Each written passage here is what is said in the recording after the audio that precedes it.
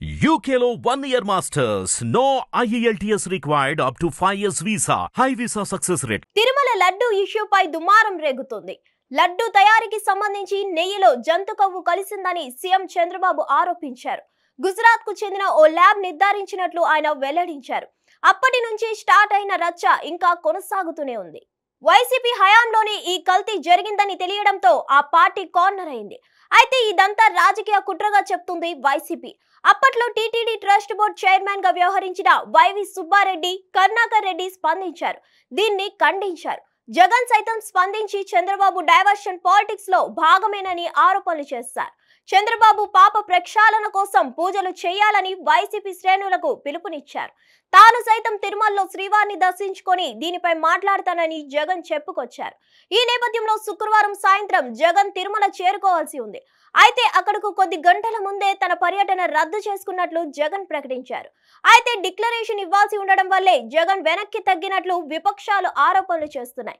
ఒక విధంగా చెప్పాలంటే వైసీపీకి ఇది డిఫెన్స్ పొజిషన్. ఇంకోవైపు నెయ్యి కల్తీపై విచారణకు ప్రభుత్వం అత్యున్నత దర్యాప్తు బృందాన్ని నియమించింది. దీనిపై సిట్ బృందం విచారణను ప్రారంభించింది.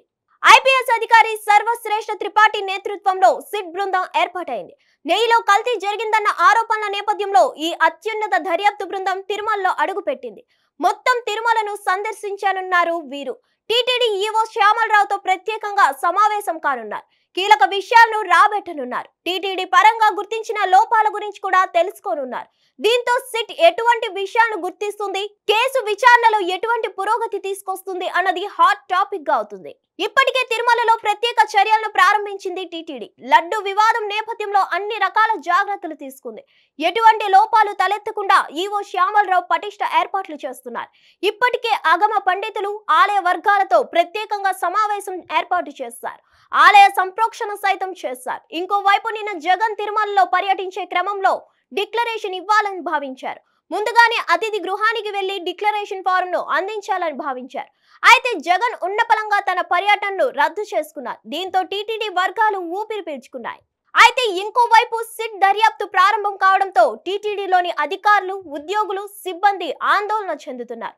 అయితే కేవలం నెయ్యి కల్తీపై ఈ బృందం విచారణ చేపడుతుందా, లేకుంటే గత వైసీపీ పాలకులు చేసిన తప్పిదాలను సైతం వెలికి తీస్తారా అన్నది తెలియాల్సి ఉంది. అయితే టీటీడీపై విజిలెన్స్ విచారణను నిలిపివేయాలంటూ ఇప్పటికే పూర్వ అధ్యక్షుడు వైవి సుబ్బారెడ్డి న్యాయస్థానాన్ని ఆశ్రయించారు.